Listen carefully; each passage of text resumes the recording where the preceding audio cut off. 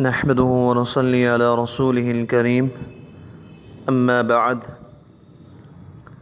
پچھلی مجلس میں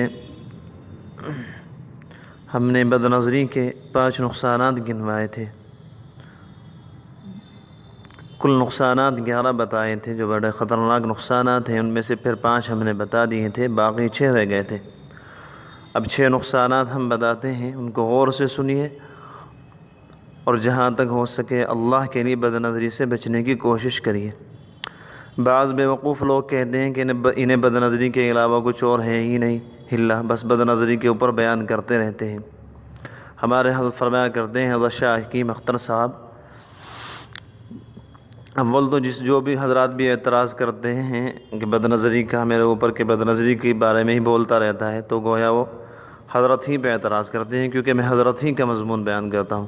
حضرت فرمایا کرتے ہیں کہ جہاں کہیں کینسر کی وبا ہو رہی ہو، وہاں کینسر کی دوا نہ دی جائے گی تو اور کیا دی جائے گی؟ نزلے زکام کی دوا دی جائے گی۔ جیسے فی الحال کرونا چل رہا ہے، اب کورونا کے جو مریض ہیں ہم انہیں نزلے زکام کی دوا دینے لگیں، کوئی معمولی سی دوا دینے لگیں سر درد کی، تو لوگ ہمیں بیوقوف کہیں گے۔ بھائی جو مرض عام ہے اسی کی تو دوا ملنی چاہیے نا۔ موجودہ زمانے میں بد نظری کا گناہ بالکل عام ہے، کوئی نہیں اس سے بچ سکا۔ بڑے بڑے اللہ والے بیچارے جو سمجھتے ہیں اپنے آپ کو، حقیقت میں تو اللہ والے نہیں ہوتے، وہ اپنے کو بڑے بڑے دیندار سمجھتے ہیں، ان سے بھی بد نظری سے وہ بھی بد نظری سے پرہیز نہیں کرتے بیچارے۔ اتنا برا حال ہے، حج کر کے آئے، فلائٹ پر بیٹھے ہوائی جہاز میں، اب ایئر ہوسٹس سے ہی بد نظری چل رہی ہے، آپا یہ لا دو، آپا وہ لا دو، اور آپا کر کے آپا کا حرام پاپا کھانے کی بھی کوشش کرتے ہیں، الیاذ باللہ۔ تو بڑا خطرناک گناہ ہے۔ سنیے 6واں نقصان، بد نظری سے بار بار اس حسین کا خیال آتا ہے، یعنی جس کو آدمی نے دیکھ لیا اس کا خیال آتا ہے، اور دل میں ہر وقت ایک کشمکش رہتی ہے جس سے دل کمزور ہو جاتا ہے۔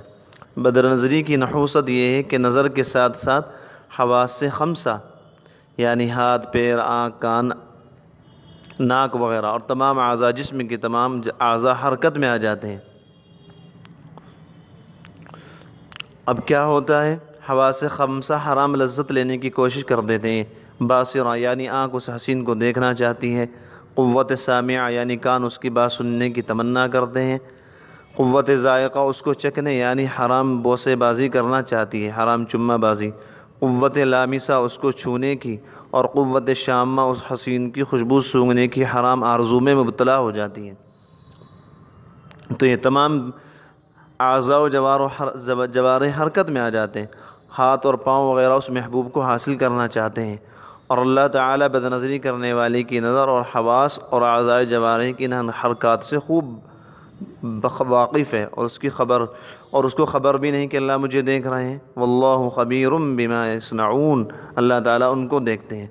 تو اس سے آدمی کے دل میں ایک کشمکش پیدا ہو جاتی ہے جس سے دل کمزور ہو جاتا ہے۔ جو کرتا ہے تو چھپ کے اہل جہاں سے، کوئی دیکھتا ہے تجھے آسماں سے۔ جو کرتا ہے تو چھپ کے اہل جہاں سے، کوئی دیکھتا ہے تجھے آسماں سے۔ چوریاں آنکھوں کے اور سینوں کے راز، جانتا ہے سب کو تو اے بے نیاز۔ اب 7واں نقصان سنیے بد نظری کا۔ 7واں نقصان یہ کہ بد نظری کرنے والے آدمی کا مسانے پر ورم آ جاتی ہے جس سے بار بار پیشاب آتا ہے۔ یہ 8واں نقصان، بد نظری سے چونکہ شہوت بھڑک جاتی ہے اور مادہ منویہ تک گرمی پہنچ جاتی ہے، جس کی وجہ سے منی پتلی ہو جاتی ہے، جس سے جلدی انزال کی بیماری ہو جاتی ہے، اور ایسا شخص بیوی کے حقوق صحیح طور سے ادا نہیں کر سکتا، جس کی وجہ سے میاں بیوی میں اختلاف پیدا ہو جاتا ہے اور گھریلو زندگی تباہ ہو جاتی ہے۔ 9واں نقصان، بد نظری سے ناشکری پیدا ہوتی ہے، کیونکہ جب مختلف شکلوں کو دیکھتا ہے تو اپنی بیوی بری معلوم ہوتی ہے اور ناشکری میں مبتلا ہو جاتا ہے کہ مجھے حسین بیوی نہیں ملی، اور اگر حسین ہے تو بہت زیادہ حسین کیوں نہیں ملی؟ کیونکہ جو عورت اس کو زیادہ حسین معلوم ہوتی ہے تو اپنی حسین بیوی بھی اسے اچھی نہیں لگتی۔ اس طرح نعمت کی ناشکری کرتا ہے، اور جو متقی ہوتے ہیں، اللہ والے ہوتے ہیں، نظر کی حفاظت کرتے ہیں، وہ جب کسی دوسری کو دیکھتے ہی نہیں تو اسے اپنی چٹنی روٹی بھی بریانی معلوم ہوتی ہے۔ سبحان اللہ، اپنی چٹنی روٹی بھی بریانی معلوم ہوتی ہے، اور اللہ تعالیٰ کی نعمت پر شکر کرتا ہے۔ 10واں نقصان، بد نظری سے آنکھوں کی روشنی کو نقصان پہنچتا ہے، کیونکہ آنکھوں کا شکر کیا ہے؟ وہ ہے غض بصر، یعنی آنکھوں کو جھکا لینا، بد نظری نہ کرنا۔ اور شکر سے نعمت میں ترقی ہوتی ہے۔ اللہ تعالیٰ فرماتے ہیں لَإِن شَكَرْتُمْ لَأَزِيدَنَّكُمْ، آنکھوں کا شکر یہ ہے کہ آنکھوں سے بد نظری نہ کی جائے، اور شکر سے ترقی ہوتی ہے۔ تو معلوم ہوا کہ بد نظری کرنا ناشکری ہے، جس پر عذاب شدید کی وعید ہے، لہذا ایسا آدمی کی بینائی بھی کمزور ہو جاتی ہے۔ 11واں نقصان اور آخری نقصان، اور حفاظت نظر کا سب سے بڑا انعام اللہ تعالیٰ کی دوستی۔ اللہ اکبر، اللہ تعالیٰ ہمارے سروں پر اپنی دوستی کا تاج رکھ دیتے ہیں، اور اللہ تعالیٰ فرما دیتے ہیں کہ آج سے تم میرے دوست بن گئے، تم نے لیلا سے نظر بچائی تو تمہیں مولا مل گیا۔ یہ سب سے بڑا انعام ہے۔ اللہ تعالیٰ قرآن میں فرماتے ہیں یا ایھا الذین آمنوا اتقوا اللہ، اے لوگو اللہ سے ڈرو۔ ہمارے حضرت فرمایا کرتے ہیں، اللہ تعالیٰ دوسرے الفاظ میں فرما رہے ہیں اے لوگو ہم سے دوستی کر لو، اے لوگو ہم سے دوستی کر لو۔ لیلا سے نظر بچانا مولا کے حاصل ہونے کا سبب ہے، کیونکہ نظر بچانے سے دل اندر اندر خون ہو جاتا ہے، تکلیف ہوتی ہے، اور جب قلب کے چاروں کونے خون آرزو سے لال ہو جاتے ہیں تو دل کے ہر افق سے، ہر کنارے سے اللہ تعالیٰ کی دوستی، اللہ تعالیٰ کی محبت، اللہ تعالیٰ کے درد کا آفتاب اور سورج طلوع ہوتا ہے۔ دنیا میں آپ نے دیکھا ہوگا کہ آسمان کو سورج اس وقت تک نہیں ملتا جب تک آسمان پر سرخی نہ ہو جائے۔ پہلے سرخی ہوتی ہے، اس کے بعد معلوم ہوتا ہے کہ سورج نکلنے والا ہے۔ اسی طرح دنیا میں کسی کو اللہ تعالیٰ کی محبت کا سورج، اللہ تعالیٰ کے درد کا سورج، اللہ تعالیٰ کے عشق کا سورج اس وقت تک نہیں ملا جب تک اس نے اپنے دل کے چاروں کونوں کو حرام آرزوؤں کا خون کر کر کے لال نہ کر دیا۔ فوراً تلوار مارتا ہے حرام آرزو پر، انہیں قتل کر دیتا ہے۔ جب اس کا دل کا آسمان سرخ ہو جاتا ہے، پھر اللہ تعالیٰ کی محبت کا سورج اس پر نکلتا ہے، اور ایسی آب و تاب سے نکلتا ہے تو اس کو دیکھنے والے پہچان جاتے ہیں، کیونکہ جب شرابی کا نشہ نہیں چھپتا، اس کی آنکھوں سے پتہ لگ جاتا ہے، تو اسی طرح اللہ والوں کی ولایت اور دوستی نہیں چھپتی جو اللہ سے ہوتی۔ ان کی آنکھوں میں اللہ ہوتا ہے، ان کے زبان میں اللہ ہوتا ہے، ان کے چلنے پھرنے میں اللہ ہوتا ہے، ان کی گفتار میں اللہ ہوتا ہے، ان کی رفتار میں اللہ ہوتا ہے۔ تو جب آدمی کے دل خون سے سرخ ہو جائے تو اس وقت اللہ تعالیٰ اپنی محبت کا سورج طلوع کرتے ہیں۔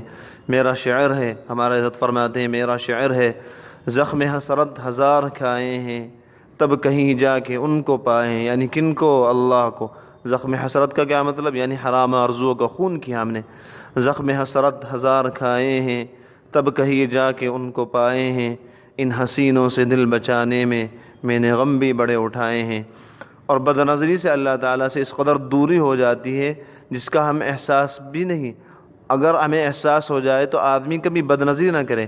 اس کی مثال یہ ہے کہ جو دل حفاظت نظر کی برکت سے، ہر وقت نظر کی حفاظت کی برکت سے ہمہ وقت 90 ڈگری سے حق تعالیٰ کی طرف متوجہ تھا، اور 90 ڈگری سے حق تعالیٰ کے بالکل قریب تھا، اگر بد نظری کر لی تو اللہ تعالیٰ سے اس کا 180 ڈگری کا انحراف ہو جاتا ہے، 180 ڈگری اللہ سے پھر جاتا ہے، گویا اس کی پیٹھ اللہ تعالیٰ کی طرف ہو جاتی ہے، اور رخ غیر اللہ کی طرف ہو جاتا ہے، اور اس کا رخ حق تعالیٰ سے ہٹ کر اس حسین مردہ گلنے سڑنے والی لاش کی طرف ہو جاتا ہے، اور ہر وقت اس مرنے گلنے والی لاش کا خیال دل میں رہتا ہے، جس سے دل کا ستیہ ناس ہو جاتا ہے، اور بہت سو کا تو خاتمہ بھی بد نظری کی نحوست سے خراب ہو گیا، الیاذ باللہ کفر پر مرے۔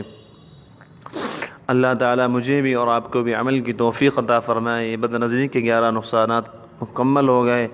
ہمت کیجئے، اللہ سے دعا کیجئے، رو رو کر دعا کیجئے کہ یا اللہ اگر ہمیں آپ مادرزاد اندھا پیدا کر دیتے تو ہم دیکھتے کہ ہم بد نظری کس طرح کرتے۔ کیا آپ کی نعمتوں کا یہی شکر ہے؟ آپ نے ہمیں آنکھ دی تھی کہ اے لوگوں بیت اللہ کو دیکھنا، اے لوگوں قرآن کی تلاوت کرنا، اے لوگوں ماں باپ کو دیکھنا، اے لوگوں اپنی بیوی بچوں کو دیکھنا، اے لوگوں اللہ والوں کو دیکھنا۔ ہم نے اس کا الٹا کیا کہ ہم حرام خوری کر رہے ہیں، بد نظریہ کر رہے ہیں۔ ہم دیکھتے آج، ہمارے حضرت فرماتے ہیں ہم دیکھتے آج جو لوگ کہتے ہیں ہم سے بد نظری نہیں چھٹتی، اگر اللہ جل جلالہ ان کمینوں کو اندھا مادرزاد پیدا کرتا تو ہم دیکھتے کہ ان کی بد نظری کیسے نہیں چھٹتی۔ اللہ تعالیٰ کا یہی حق ہے کہ جس نے ہمیں سر عطا فرمایا ہے اس کے ساتھ سرکشی مت کریں ہم، ورنہ اگر اللہ تعالیٰ کے انتقام کا ظہور ہو گیا تو ہم نہ دنیا کے رہیں گے نہ آخرت کے، نہ ہم خیریت سے رہیں گے نہ ہمارے گھر والے خیریت سے رہیں گے۔ کیا یہی جس اللہ تعالیٰ نے ہمیں پیٹ دیا ہے، کیا جس طرح اللہ تعالیٰ نے ہمیں پیٹ دیا ہے تو کیا اس کی نعمت کا شکر یہی کہ ہم حرام خوری کریں، حرام لقمہ پیٹ میں پہنچائیں، بد نظری کے ذریعے دل کو حرام غذا پہنچائیں؟ اللہ کے ساتھ سرکشی مت کیجیے۔ علامہ شامی رحمۃ اللہ علیہ لکھتے ہیں کہ جب کتا پاگل ہو جاتا ہے، علامہ آلوسی روح المعانی میں لکھتے ہیں کہ جب کتا پاگل ہو جاتا ہے تو یمیناً و شمالاً چلتا ہے، کبھی دائیں کبھی بائیں کبھی رائٹ، کبھی یہ سب اس طرح ہوتا ہے، کبھی ادھر کبھی ادھر۔ تو حضرت علامہ آلوسی تفسیر روح المعانی میں فرماتے ہیں کہ اس کتے کے پاگل ہونے کی علامت یہ ہے، کبھی ادھر منہ مار رہا کبھی ادھر منہ مار رہا، کبھی ادھر ٹہل رہا کبھی ادھر، کبھی دائیں چل رہا کبھی بائیں چل رہا، کبھی شمالاً چل رہا کبھی جنوباً چل رہا۔ اسی طرح جو آدمی پاگل ہو جاتا ہے، شیطان اس پر مسلط ہو جاتا ہے، اس کے پاگل ہونے کی علامت ہی یہی ہے کہ وہ مسجد سے نکلتے ہی، وہ گھر سے نکلتے ہی کبھی یمیناً کبھی شمالت دیکھتا ہے، کبھی دائیں دیکھتا ہے کبھی بائیں دیکھتا ہے کہ کوئی حسین چہرہ نظر آ جائے۔ جو آدمی اس طرح دیکھتا ہے بازاروں میں سڑکوں میں کبھی ادھر کبھی ادھر، تو علامہ روح المعانی میں علامہ آلوسی فرماتے ہیں سمجھ لو یہ بھی پاگل کتے کی طرح ہے، کلب العقور، پاگل کٹخانہ کتا، پاگل کتا بالکل۔ اللہ تعالی ہمیں ہماری سور پن سے اور کتے پن سے حفاظت فرمائے، اللہ تعالی ہمیں با وفا بنائے، ہمارے سروں پر اپنی دوستی کا تاج رکھ دے، اللہ تعالیٰ بے وفائی سے ہم سب کی حفاظت فرمائے۔ یہ سب کے لیے تھا، عورتوں کے لیے، مردوں کے لیے، عورتیں بھی اپنی نظر کی حفاظت کریں، مرد بھی۔ اللہ تعالیٰ ہم سب کو عمل کی توفیق دے۔ وآخر دعوانا الحمد للہ رب العالمین۔